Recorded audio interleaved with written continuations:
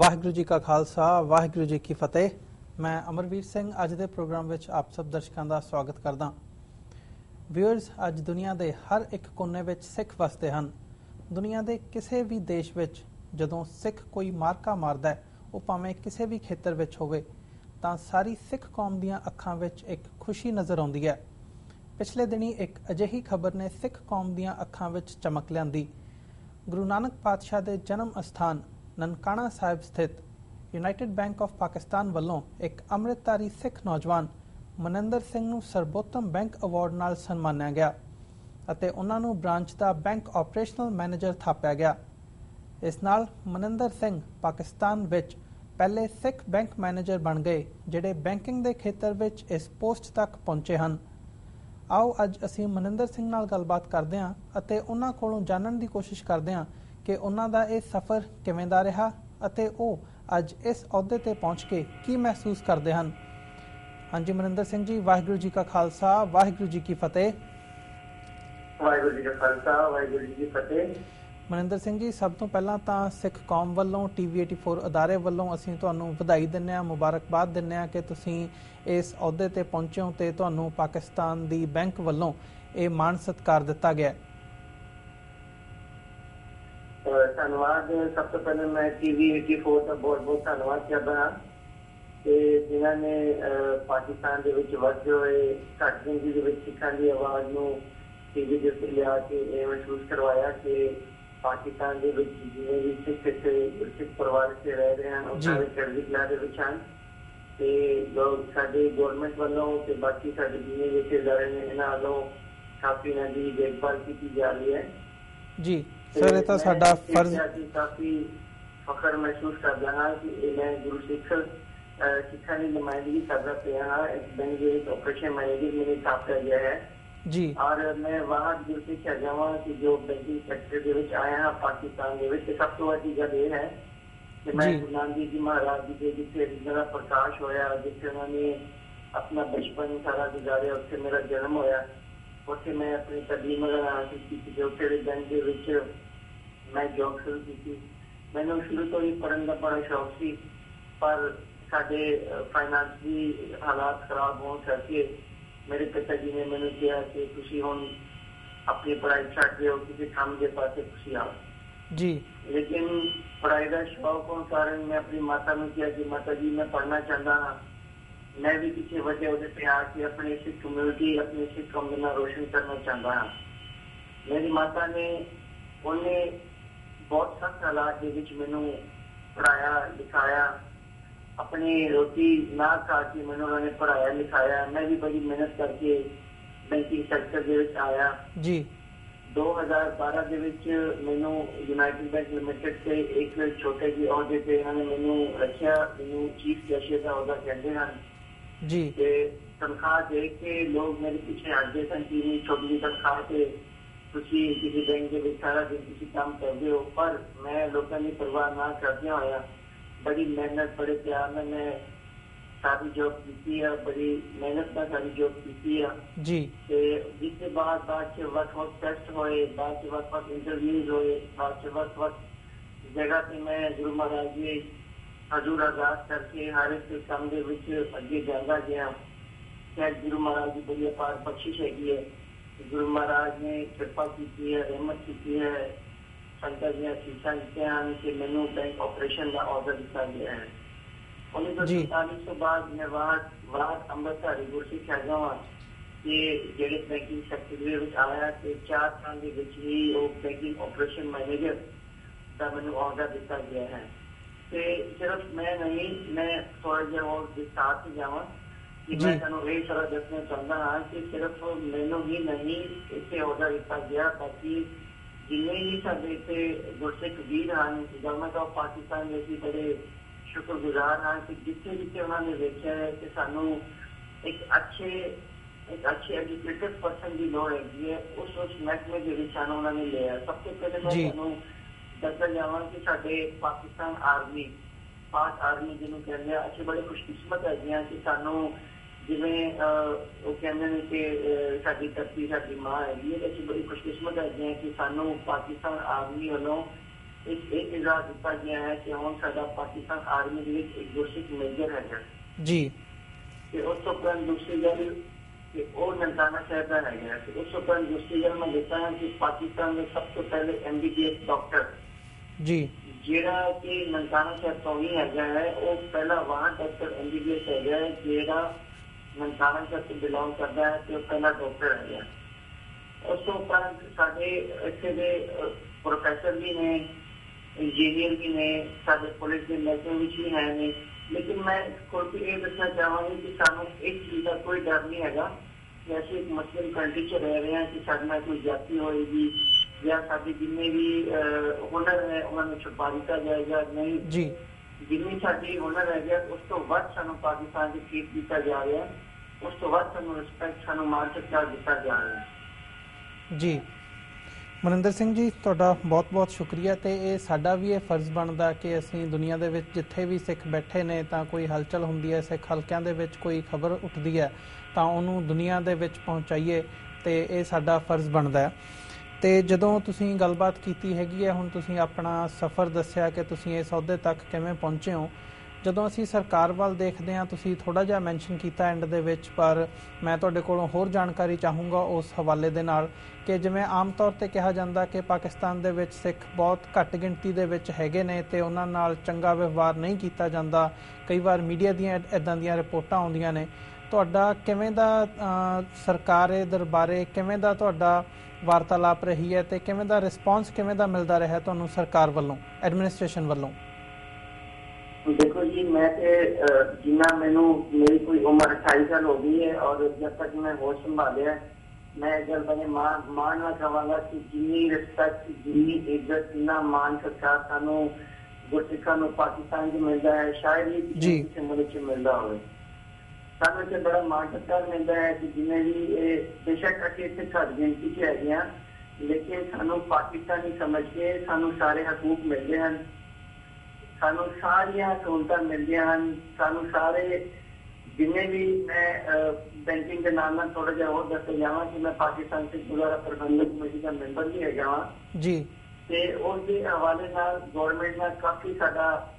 लगाव रहिंदा है ते उसदे विच तुसीं देख लो सब तो वड्डी जिहड़ी गल हैगी है कि असीं गुरु नानक जी महाराज दा जन्म स्थान ते गुरु नानक जी महाराज दा ज्योति ज्योत स्थान पाकिस्तान दे विच है जी ਜਿਹੜਾ ਵੀ ਪਾਕਿਸਤਾਨ ਦੇ ਖਿਲਾਫ ਇੱਕ ਪ੍ਰੋਪੇਗੈਂਡਾ ਕੀਤਾ ਜਾਂਦਾ ਹੈ ਕਿ ਉੱਥੇ ਸਿੱਖਾਂ ਨਾਲ ਜ਼ੁਲਮ ਕੀਤਾ ਜਾਂਦਾ ਹੈ ਜੋ ਵੀ ਹੈ ਬਿਲਕੁਲ ਗਲਤ ਹੈਗਾ ਇੰਡੀਆ ਤੋਂ ਘੱਟੋ ਘੱਟ ਹਰ ਸਾਲ ਘੱਟੋ ਘੱਟ ਕੋਈ 10 ਤੋਂ 12,000 ਯਾਤਰੂ ਇੱਥੇ ਆ ਕੇ ਗੁਰੂ ਨਾਨਕ ਦੇਵ ਜੀ ਮਹਾਰਾਜ ਦੇ ਅਸਥਾਨ ਤੇ ਯਾਤਰਾ ਕਰਨ ਵਾਸਤੇ ਆਉਂਦੇ ਹਨ ਜੀ ਤੇ ਜਦੋਂ ਇੱਥੇ ਆਉਂਦੇ ਹਨ ਇੱਥੇ ਸਾਡੇ ਮੁਸਲਮਾਨ ਵੀਰਾਂ ਦਾ ਪਿਆਰ ਦੇਖ ਕੇ ਉਹ ਇਤਨੇ ਇੰਪ੍ਰੈਸ ਹੋ ਜਾਂਦੇ ਹਨ ਕਿ ਸਾਨੂੰ ਉੱਥੇ ਦੱਸਿਆ ਜਾਂਦਾ ਹੈ ਕਿ पाकिस्तान के टेररिस्ट ने तुसी जाओगे उससे ब्लास्ट हो जाएगा उससे फायरिंग होगी उससे ये होएगा उससे सानू नुकसान पहुंचेगा यानी सानू वक्-वक् जगह से डराया जाता है कहते लेकिन जब असीं वाघा बॉर्डर क्रॉस किया है 9 दिन का टूर होता है 9 दिन के टूर के विच साडे पाकिस्तान सिख गुरुद्वारा प्रबंधक कमेटी के रेपुटेड कोऑपरेटिव बोर्ड के जिन्ने भी साडे मेंबरान हैं जिन्ने भी अहदेदारान हैं वो दिन रात मेहनत करके जिन्ने भी यात्री साडे आए होंगे हैं उन्होंने बड़ा ख्याल रखते हैं जी उस तो अलावा बाहरले मुल्कों से जिन्हें साडे इत्थे गुरसिख वीर आते हैं वो साडे मेहमान होंगे हैं कि तुसीं सब तो वड्डी गल है कि मुसलमान कंट्री दे विच जिवें तुसीं देख लो कि जिस तरह इंडिया है उत्थे कोई इन्नी खास आज़ादी नहीं हैगी गुरसिखां नूं मैं अज ही मैं एक गल करना चाहूँगा मैं ऑफिस के विच बैठा सी मैं पाकिस्तान का जो झंडा है एक अपना केसरी निशान साहब भी रखा हुआ थी मैनू इंडिया तो काफी फोन आए ने कि जनाब किसी सानू की पाबंदी तो नहीं है कि किसी एक पाकिस्तानी झंडे के नाल अपना मजहबी झंडा रखा हुआ है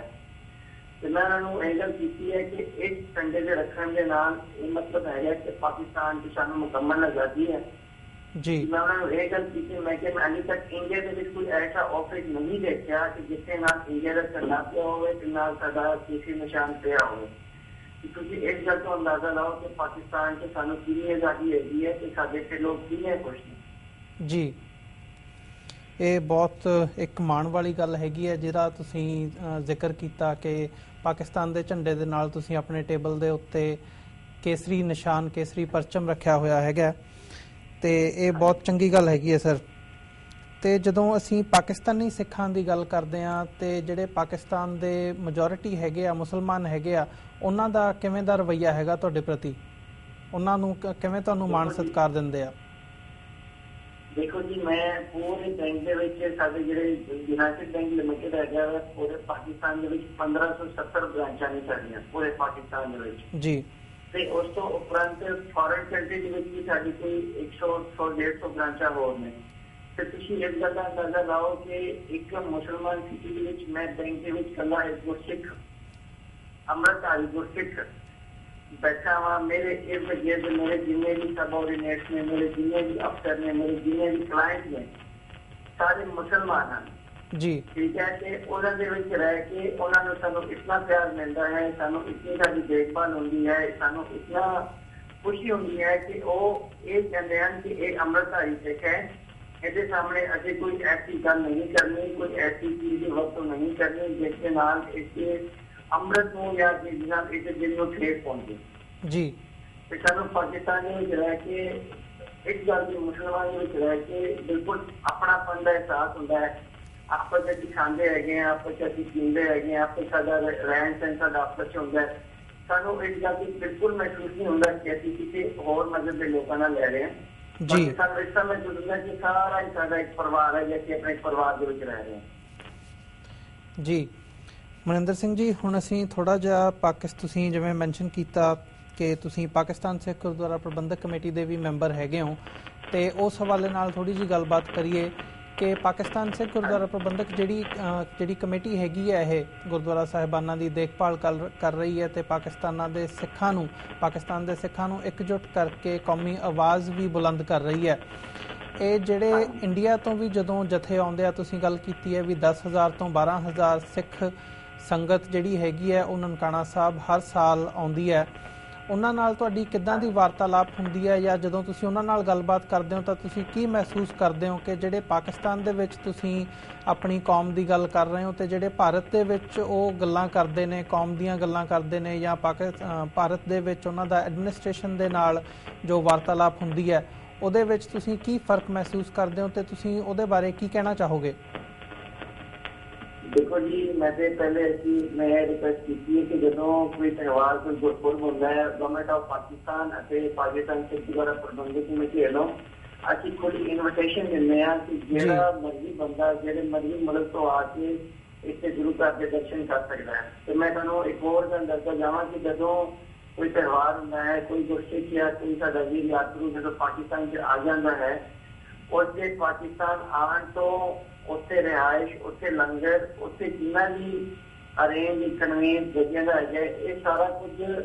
साडे पाकिस्तान से गुरद्वारा प्रबंधक कमेटी वालों होंदा है। दूसरी गल की है वो ये मैं कहना चाहांगा कि जिन्नी आज़ादी या जिन्नी एडमिनिस्ट्रेशन साडे इत्थे पाकिस्तान की तल्लुकात ने,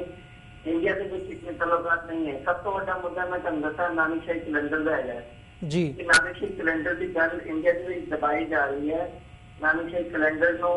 खत्म किया जा रहा है, नानकशाही कैलेंडर की जगह मुस्लिम कैलेंडर लागू किया जा रहा है। मेरी एक रिक्वेस्ट हैगी है कि जिस तरह साडे जिहड़े मुसलमान वीर ने उन्हां दा जिहड़ा कैलेंडर चल रहा है वो चल रहा है हिजरी दे विच जी। जिहड़े साडे क्रिश्चियन वीर ने उन्हां दा अपना कैलेंडर हैगा वो ईस्वी दे विच अपना कैलेंडर चल रहा है बिल्कुल। ते मेरी ये हैगी है कि साडे जिहड़े सिखां दा नानकशाही कैलेंडर हैगा इसनूं क्यों खत्म किया जा रहा है, इसनूं क्यों दबाया जा रहा है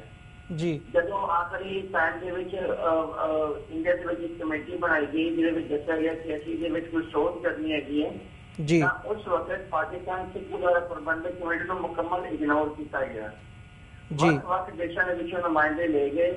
वक् देशों के बंदे ले गए, पाकिस्तान सिख गुरद्वारा प्रबंधक कमेटी को कोई नुमाइंदा नहीं लिया गया जी। ना ही पाकिस्तान सिख गुरद्वारा प्रबंधक कमेटी को उन्होंने बुलाया कि इसी शोध करना चाहते हैं। लेकिन मैं जब लगता जावा पाकिस्तान सिख गुरद्वारा प्रबंधक कमेटी जो नानकशाही गुरु नानक देव जी के नाम से नानकशाही कैलेंडर बनया है जी। पहले भी क्योंकि वो पहले भी अकाल तख्त 2003 के जोगिंदर सिंह वैजयंती ने हुक्मनामा जारी किया कि पूरे संगत को लागू होएगा जी। असी उसी हुक्मनामे के मुताबिक 2003 का नानकशाही कैलेंडर के मुताबिक सारे गुरपुरब त्यौहार मना रहे हैं। मना रहे हाँ कि जब तक पाकिस्तान के एक गुरसिख ही रहेगा असं नानकशाही कैलेंडर 2003 के मुताबिक सारा त्यौहार मनावांगे जी। पिछले दिनों के गुरु अर्जन देव जी महाराज जी का जो शहीदी दिवस थी श्रोमणी गुरुद्वारा प्रबंधक कमेटी ने साडे नाल बाइकआउट किया जी। उन्होंने साडे ते जत्था नहीं भेजिया जी राइट बिल्कुल 8 ਨੂੰ मनाओगे असं जत्था भेजांगे कि असं जत्था नहीं भेजांगे लेकिन पाकिस्तान सिख गुरुद्वारा प्रबंधक कमेटी ने यह फैसला किया कि चाहे जत्था आए या ना आए असं पाकिस्तान के विच जिहड़ा शहीदी दिवस है वो 16 जून ਨੂੰ ही मनावांगे जी। फिर उसके विच कुछ जत्था आया परमजीत सिंह सरना ने कुछ जत्था भेजिया जी।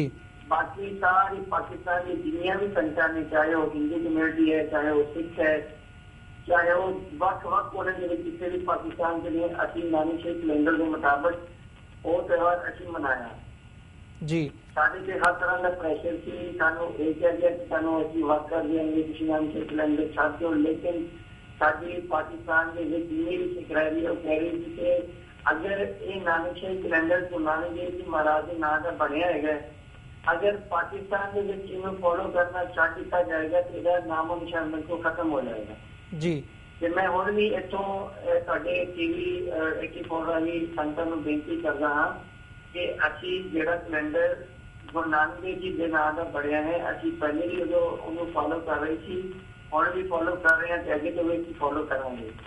ਉਸ ਤੋਂ ਬਾਅਦ ਜਿੰਨੇ ਵੀ ਤੁਸੀਂ ਕੋਆਰਡੀਨੇਸ਼ਨ ਦੀ ਗੱਲ ਕੀਤੀ ਹੈਗੀ ਹੈ ਗਵਰਨਮੈਂਟ ਨਾਲ ਤੇ ਮੈਂ ਹੁਣ ਤੱਕ ਇਹ ਕਹਿਣਾ ਚਾਹਾਂਗਾ ਬੇਸ਼ੱਕ ਸਾਡੇ ਇੱਥੇ बड़े बड़े अहदे से कोई गुरसिख नहीं है लेकिन इतने पाकिस्तान में साड़ी बहुत ज्यादा से बहुत जल्दी सुनी जाती है जी। साढ़े पिछले दिनों के गुरु ग्रंथ साहिब महाराज की बेइज्जती हुई गुरसिखा ने कहा कि असं जाके एहतजाज करना है उन्होंने खिलाफ जिन्होंने बेइज्जती की है तो साढ़े 150 गुरसिखा ने जाके पाकिस्तान पार्लीमेंट जाके एहतजाज किया उन्होंने दसिया कि असं पाकिस्तानी है सारा हक है एहतजाज करना तो जितने भी बड़े मिनिस्टर थी जितने भी बड़े सैनेटर थी वो सारे बाहर आए उन्होंने सारा एहतजाज रिकॉर्ड किया सानू दसिया जनाब किसी पाकिस्तानी शहरी है हो जिन्हें असूल एक मुसलमान ने साढ़े भी उन्ने ही ने तो जल्द अज जल्द उन्होंने उन्होंने दोषियों को गिरफ्तार करके सजा दी है तो मैं ये कहना चाहता हाँ कि बाकी भी लोग हर एक मुल्क से अपना बंदा खुश होएगा लेकिन पाकिस्तान के किसी मेरे तो अलावा पाकिस्तान के किसी भी गुरसिख को कॉल करके पूछ सकते हो कि पाकिस्तान में तुम कितनी आजादी है जी। जेड़ा जवाब मैं तुहानू दिता है हर एक गुरसिख यही जवाब देगा जी। ਮਨਿੰਦਰ ਸਿੰਘ ਜੀ ਬਹੁਤ ਬਹੁਤ ਸ਼ੁਕਰੀਆ ਤੁਸੀਂ ਇਹ ਜਾਣਕਾਰੀ ਸਾਂਝੀ ਕੀਤੀ ਤੇ ਇਹ ਗੱਲਾਂ ਸੁਣ ਕੇ ਤੁਹਾਡੀਆਂ ਖੁਸ਼ੀ ਵੀ ਬਹੁਤ ਹੋਈ ਹੈ ਮਨ ਦੇ ਵਿੱਚ ਤੇ ਜਿਹੜੀ ਤੁਸੀਂ ਗੱਲ ਕੀਤੀ ਹੈ ਕਿ SGPC ਨੇ ਪਹਿਲਾਂ ਜਦੋਂ ਕਮੇਟੀ ਬਣਾਈ ਸੀਗੀ ਨਾਨਕਸ਼ਾਹੀ ਕੈਲੰਡਰ ਦੇ ਹਵਾਲੇ ਨਾਲ ਤੇ ਪਾਕਿਸਤਾਨ ਗੁਰਦੁਆਰਾ ਪ੍ਰਬੰਧਕ ਕਮੇਟੀ ਨੂੰ ਇਗਨੋਰ ਕੀਤਾ ਹਾਲਾਂਕਿ ਜਦੋਂ ਅਸੀਂ ਇਹਦਾ ਇਤਿਹਾਸਕ ਪੱਖ ਦੇਖਦੇ ਹਾਂ ਤੇ ਕਰੀਬ 150 ਦੇ ਕਰੀਬ ਗੁਰਦੁਆਰਾ ਸਾਹਿਬਾਨ ਹੈਗੇ ਨੇ ਇਤਿਹਾਸਕ ਗੁਰਦੁਆਰਾ ਸਾਹਿਬਾਨ ਨੇ ਜੋ ਅੱਜ ਦੀ ਜੋ ਸਿੱਖ ਧਰਮ ਦੇ ਨਾਲ ਸਿੱਖ ਕੌਮ ਦੇ ਨਾਲ ਸੰਬੰਧਿਤ ਨੇ ਜੋ ਕਿ ਹੁਣ ਪਾਕਿਸਤਾਨ ਦੇ ਵਿੱਚ ਨੇ ਜਿਨ੍ਹਾਂ ਦੀ ਪਾਕਿਸਤਾਨ ਗੁਰਦੁਆਰਾ ਪ੍ਰਬੰਧਕ ਕਮੇਟੀ ਵੱਲੋਂ ਸੇਵਾ ਸੰਭਾਲ ਕੀਤੀ ਜਾ ਰਹੀ ਹੈ ਤਾਂ ਇਹ ਤਾਂ ਗੱਲ ਮਨ ਦੇ ਵਿੱਚੋਂ ਕੱਢ ਦੇਣੀ ਚਾਹੀਦੀ ਹੈ ਕਿ ਪਾਕਿਸਤਾਨ ਦੇ ਨਾਲੋਂ ਜਾਂ ਉਸ ਧਰਤੀ ਦੇ ਨਾਲੋਂ ਲਹਿੰਦੇ ਪੰਜਾਬ ਦੇ ਨਾਲੋਂ ਨਾਤਾ ਤੋੜਿਆ ਜਾ ਸਕਦਾ ਹੈ ਜਾਂ ਇਗਨੋਰ ਕੀਤਾ ਜਾ ਸਕਦਾ ਹੈ ਪਰ ਜਦੋਂ ਜਿਹੜੀ ਇਹ ਟਸਲ ਹੈਗੀ ਹੈ ਨਾਨਕਸ਼ਾਹੀ ਕੈਲੰਡਰ ਦੇ ਮੁੱਦੇ ਦੀ ਜਿਹੜੀ ਇਹ ਚੱਲ ਰਹੀ ਹੈ SGPC ਦੇ ਨਾਲ ਤੁਹਾਡੀ ਜਦੋਂ ਤੁਸੀਂ ਬਾਹਰਲੇ ਮੁਲਕਾਂ ਵੱਲ ਦੇਖਦੇ ਹੋ ਤਾਂ ਅਮਰੀਕਾ ਕੈਨੇਡਾ ਤੇ ਆਸਟ੍ਰੇਲੀਆ ਦੇ ਵਿੱਚ ਇੰਗਲੈਂਡ ਦੇ ਵਿੱਚ ਜਿਹੜੀਆਂ ਕਮੇਟੀਆਂ ਹੈਗੀਆਂ ਨੇ ਬਹੁਤ ਥਾਵਾਂ ਦੇ ਉੱਤੇ ਉਹ ਮੂਲ ਨਾਨਕਸ਼ਾਹੀ ਕੈਲੰਡਰ 2003 ਨੂੰ ਹੀ ਫੋਲੋ ਕਰਦੇ ਨੇ ਉਹਨਾਂ ਨਾਲ ਤੁਸੀਂ ਕੋਈ ਰਾਬਤਾ ਕਾਇਮ ਕਰਕੇ ਕੋਈ ਗੱਲਬਾਤ ਕਰਕੇ ਕੋਈ ਅੱਗੇ ਇਹਨੂੰ ਪਰਸਿਊ ਕਰਨ ਦੀ ਵੀ ਇਹਦਾ ਅੱਗੇ ਹੱਲ ਕਿਵੇਂ ਕੀਤਾ ਜਾ ਸਕਦਾ ਹੈ ਉਹਦੇ ਬਾਰੇ ਕੋਈ ਤੁਸੀਂ ਕਾਰਵਾਈ ਕੀਤੀ ਹੈ हाँ जी देखो जी जो नानकशाही कैलेंडर का मसला है ये कला SGPC का नहीं है ना ही कला पाकिस्तान से गुरुद्वारा प्रबंधक कमेटी का है जी ये मसला पूरे सिख पंथ का है ये मसला पूरे सिख वर्ल्ड का है पूरे सिख जगत का है साडे पाकिस्तान से गुरुद्वारा प्रबंधक कमेटी के जोड़े प्रधान सन उन्होंने पहले भी ये गल की है हुण भी यही गल असीं करते हैं कि पाकिस्तान जो नानकशाही कैलेंडर का मसला है एक कला इंडिया तक ना महदूद किया जाए ये पूरे वर्ल्ड का मसला है पूरे वर्ल्ड के विचों जिन्ने साडे पढ़े लिखे वीर ने जिन्ने भी साडे एजुकेटेड वीर ने सारे की नुमाइंदगी दी जाए ਫੋਰਨ ਕੰਟਰੀ ਦੇ ਵਿੱਚੋਂ ਵੀ ਲਿੱਤੀ ਜਾਏ, ਇੰਡੀਆ ਦੇ ਵਿੱਚੋਂ ਵੀ ਲਿੱਤੀ ਜਾਏ, ਪਾਕਿਸਤਾਨ ਦੇ ਵਿੱਚੋਂ ਵੀ ਲਿੱਤੀ ਜਾਏ। ਤੇ ਅਸੀਂ ਪਹਿਲੇ ਵੀ ਇੱਕ ਗੱਲ ਕੀਤੀ ਸੀ, ਅੱਜ ਵੀ ਇਹ ਚੀਜ਼ ਕਰਦੇ ਹਾਂ ਕਿ ਨਵੰਬਰ 2016 ਦੇ ਵਿੱਚ ਗੁਰੂ ਨਾਨਕ ਦੇਵ ਜੀ ਮਹਾਰਾਜ ਦਾ ਜਨਮ ਦਿਨ ਹੈ ਜੀ। ਜਿੰਨੇ ਵੀ ਵਿਦਵਾਨ ਹਨ, ਚਾਹੇ ਉਹ ਫੋਰਨ ਕੰਟਰੀ ਦੇ ਵਿੱਚ ਨੇ, ਚਾਹੇ ਉਹ ਇੰਡੀਆ ਦੇ ਵਿੱਚ ਨੇ, ਚਾਹੇ ਉਹ ਪਾਲ ਸਿੰਘ ਪੁਰੇਵਾਲ ਹੈ, ਚਾਹੇ ਉਹ ਜੋ ਵੀ ਹੈ, ਆਓ ਨਨਕਾਣਾ ਸਾਹਿਬ ਦੇ ਵਿੱਚ ਅਸੀਂ ਤੁਹਾਨੂੰ ਜੀਐਨ ਨੂੰ ਆਖਦੇ ਹਾਂ। ਨਨਕਾਣਾ ਸਾਹਿਬ ਦੇ ਵਿੱਚ ਬੈਠ ਕੇ ਨਾਨਕਸ਼ਾਹੀ ਕੈਲੰਡਰ ਦਾ ਮਸਲਾ ਗੁਰੂ ਨਾਨਕ ਦੇਵ ਜੀ ਮਹਾਰਾਜ ਦੇ ਦਰ ਦੇ ਉੱਤੇ ਕਰੀਏ,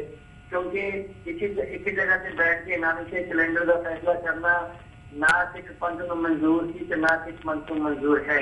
ਜੀ। ਅਗਰ ਤੁਸੀਂ ਨਾਨਕਸ਼ਾਹੀ ਕੈਲੰਡਰ ਦਾ ਫੈਸਲਾ ਕਰਨਾ ਚਾਹੁੰਦੇ ਹੋ, ਪੂਰੇ ਵਰਲਡ ਦੀ ਨੁਮਾਇੰਦਗੀ ਲਵੋ, ਵੱਖ-ਵੱਖ ਜਥੇਬੰਦੀਆਂ ਦੀ ਨੁਮਾਇੰਦਗੀ ਲਵੋ, ਵੱਖ-ਵੱਖ ਆਰਗੇਨਾਈਜੇਸ਼ਨਾਂ ਦੀ ਨੁਮਾਇੰਦਗੀ ਲਵੋ, ਬੈਠ ਕੇ ਪਾਲ ਸਿੰਘ ਪੁਰੇਵਾਲ ਨੂੰ ਬੈਠ ਕੇ ਇਸ ਗੱਲ ਦਾ ਫੈਸਲਾ ਕਰੀਏ। ਅਗਰ ਉਸ ਪੂਰੇ ਸਿੱਖ ਪੰਥ ਨੂੰ ਮਨਜ਼ੂਰ ਹੈ ਤਾਂ ਸਾਨੂੰ ਵੀ ਮਨਜ਼ੂਰ ਹੈ। ਅਗਰ ਇਕੱਲੇ ਕਿਸੇ ਜਗ੍ਹਾ ਦੇ ਲੋਕਾਂ ਨੂੰ ਮਨਜ਼ੂਰ ਹੈ ਤਾਂ ਅਸੀਂ ਪਰਵਾਹ ਨਹੀਂ ਕਰਾਂਗੇ। ਇਹੀ ਸਾਡੀ ਬੇਨਤੀ ਹੈਗੀ ਹੈ ਕਿ ਇਹ ਮਸਲਾ ਇੰਡੀਆ ਦਾ ਨਹੀਂ ਹੈ, ਪੂਰੇ ਵਰਲਡ ਦਾ ਮਸਲਾ ਹੈ ਤੇ ਪੂਰੇ ਵਰਲਡ ਦੀ ਜਿਹੜੀ ਨੁਮਾਇੰਦਗੀ ਦਾ ਸਾਡੀ ਗੁਰਸਿੱਖ ਹਨ ਉਹਨਾਂ ਨੂੰ ਇੱਕ ਜਗ੍ਹਾ ਤੇ ਬੁਲਾਉਣਾ। ਅਸੀਂ ਇਹ ਨਹੀਂ ਕਹਿੰਦੇ ਕਿ ਨਨਕਾਣਾ ਸਾਹਿਬ ਆਓ ਜੀ, ਅਸੀਂ ਕਹਿੰਦੇ ਆ ਤੁਸੀਂ ਇੰਡੀਆ ਦੇ ਸਾਰੇ ਆ ਜਾਓ, ਤੁਸੀਂ ਅਮਰੀਕਾ ਚ ਕੈਨੇਡਾ ਦੇ ਸਾਰੇ ਆ ਜਾਓ, ਇਕੱਠੇ ਹੋ ਕੇ ਅਸੀਂ ਇਸ ਗੱਲ ਦਾ ਫੈਸਲਾ ਕਰੀਏ। ਕਿਉਂਕਿ ਸਾਨੂੰ ਜਿਵੇਂ ਹਰ ਇੱਕ ਮਜ਼ਹਬ ਨੂੰ ਮੁਕੰਮਲ ਆਜ਼ਾਦੀ ਹੈ ਆਪਣੇ ਮਜ਼ਹਬੀ ਤਰੀਕੇ ਨਾਲ, ਇੱਕ ਸਿੱਖ ਮਜ਼ਹਬ ਨੂੰ ਵੀ ਹੈਗੀ ਹੈ ਕਿ ਉਹ ਨਾਨਕਸ਼ਾਹੀ ਕੈਲੰਡਰ ਦੇ ਮੁਤਾਬਕ ਆਪਣੀ ਜ਼ਿੰਦਗੀ ਤੇ ਗੁਰੂ ਸਾਹਿਬਾਨਾਂ ਦੇ ਜਿਹੜੇ ਜਿਵੇਂ ਵੀ ਸਾਡੇ ਗੁਰਪੁਰਬ ਹਨ ਅਸੀਂ ਉਹਨਾਂ ਦੇ ਮੁਤਾਬਕ ਮਨਾ ਸਕਦੇ ਜੀ। ਮਨਿੰਦਰ ਸਿੰਘ ਜੀ, ਜਿਵੇਂ ਸਾਡਾ ਵੀ ਹੁਣ ਸਮਾਂ ਵੀ ਸਮਾਪਤੀ ਵੱਲ ਜਾ ਰਿਹਾ ਹੈ ਤੇ ਤੁਸੀਂ ਜਿਵੇਂ ਇਸ ਅਹੁਦੇ ਤੇ ਪਹੁੰਚੇ ਹੋ ਤਾਂ ਜਦੋਂ ਇੱਦਾਂ ਦੀ ਕੋਈ ਖਬਰ ਦਿਖਦੀ ਹੈ ਜਾਂ ਸਿੱਖ ਕੌਮ ਦੇ ਖਾਸ ਕਰਕੇ ਨੌਜਵਾਨਾਂ ਦੇ ਨਜ਼ਰੀ ਪੈਂਦੀ ਹੈ ਤਾਂ ਉਹ ਇੱਕ ਇਨਸਪੀਰੇਸ਼ਨ ਦੇ ਤੌਰ ਤੇ ਤੁਹਾਨੂੰ ਦੇਖਦੇ ਨੇ। ਤੁਸੀਂ ਉਹਨਾਂ ਨੂੰ, ਸਿੱਖ ਕੌਮ ਨੂੰ ਤੇ ਖਾਸ ਕਰਕੇ ਨੌਜਵਾਨਾਂ ਨੂੰ ਅੰਤ ਦੇ ਵਿੱਚ ਕੀ ਸੁਨੇਹਾ ਦੇਣਾ ਚਾਹੋਗੇ? ਦੇਖੋ ਜੀ, ਮੈਂ ਇਹ ਕਹਿਣਾ ਚਾਹਨਾ ਕਿ ਜਿੰਨੇ ਵੀ ਸਾਡੇ ਨੌਜਵਾਨ ਵੀ ਜਿੰਨਾ ਜ਼ਿਆਦਾ ਪੜ੍ਹਨਗੇ, ਕਿਉਂਕਿ ਅੱਜ ਕੱਲ੍ਹ ਦੇ ਦੌਰ ਵਿੱਚ ਮੈਂ ਦੇਖ ਲਿਆ ਨਾ ਕੋਈ ਰੈਫਰੈਂਸ ਕੰਮ ਕਰਦਾ ਹੈ, ਨਾ ਪੈਸਾ ਕੰਮ ਕਰਦਾ ਹੈ, ਨਾ ਕੋਈ ਹੋਰ ਚੀਜ਼ ਕੰਮ ਕਰਦੀ ਹੈ ਜੀ। ਅਗਰ ਤੁਸੀਂ ਐਜੂਕੇਟਡ ਹੋ, ਅਗਰ ਤੁਹਾਡੇ ਕੋਲ ਨੌਲੇਜ ਹੈਗਾ, ਅਗਰ ਤੁਸੀਂ ਪੜ੍ਹੇ ਲਿਖੇ ਹੋ ਤਾਂ ਤੁਹਾਡੀ ਰਿਸਪੈਕਟ ਹੈਗੀ ਹੈ ਜੀ। ਤੇ ਮੈਂ ਅੱਜ ਕੱਲ੍ਹ ਦੇ ਨੌਜਵਾਨਾਂ ਦੇ, ਕਿਉਂਕਿ ਅਗਰ ਪੂਰੇ ਵਰਲਡ ਦੀ ਪਾਪੂਲੇਸ਼ਨ ਵੇਖੀ ਜਾਏ ਤੇ ਜਿੰਨੇ ਸਾਡੇ ਸਿੱਖ ਨੇ ਉਹ ਐਜ਼ ਅ ਮਾਈਨੋਰਟੀ ਸ਼ੋ ਹੁੰਦੇ ਨੇ ਤੇ ਇੱਕ ਗੁਰਸਿੱਖ, ਜਿਵੇਂ ਕਿ ਗੁਰੂ ਗੋਬਿੰਦ ਸਿੰਘ ਮਹਾਰਾਜ ਨੇ ਕਿਹਾ ਸੀ ਕਿ ਇੱਕ ਗੁਰਸਿੱਖ 1.25 ਲੱਖ ਦੇ ਬਰਾਬਰ ਹੁੰਦਾ ਹੈ। ਤੇ ਮੇਰੀ ਨੌਜਵਾਨਾਂ ਦੇ ਚਰਨਾਂ ਵਿੱਚ ਇਹ ਬੇਨਤੀ ਹੈਗੀ ਹੈ ਕਿ ਤੁਸੀਂ ਜ਼ਿਆਦਾਤਰ ਪੜ੍ਹੋ, ਲਿਖੋ, ਵੱਡੇ ਅਹੁਦੇ ਤੇ ਆਓ ਤੇ ਤੁਹਾਡੇ ਸਿਰ ਦੇ ਉੱਤੇ ਪੂਰੇ ਸਿੱਖ ਪੰਥ ਦੀ ਜ਼ਿੰਮੇਵਾਰੀ ਹੈ। ਜਿਵੇਂ ਮੈਂ ਇੱਕ ਗੁਰਸਿੱਖ ਦੀ ਸੀਟ ਤੇ ਆਇਆ ਹਾਂ, ਮੈਨੂੰ ਪੂਰੇ ਵਰਲਡ ਦੇ ਵਿੱਚੋਂ ਕਾਲਾਂ ਆਈਆਂ, ਮੈਨੂੰ ਅਪਰੀਸ਼ੀਏਟ ਕੀਤਾ ਗਿਆ ਹੈ ਜੀ। ਮੈਂ ਆਪ ਦੇ ਚਰਨਾਂ ਵਿੱਚ ਬੇਨਤੀ ਕਰਾਂਗਾ ਕਿ ਬੱਚੇ ਜ਼ਿਆਦਾ ਤੋਂ ਜ਼ਿਆਦਾ ਪੜ੍ਹਨ, ਲਿਖਣ, ਵੱਡੇ ਸੀਟਾਂ ਤੇ ਆਉਣ ਅਤੇ ਸਿੱਖ ਪੰਥ ਦਾ ਤੇ ਸਿੱਖ ਕੌਮ ਦਾ ਨਾਮ ਰੋਸ਼ਨ ਕਰਨ ਜੀ।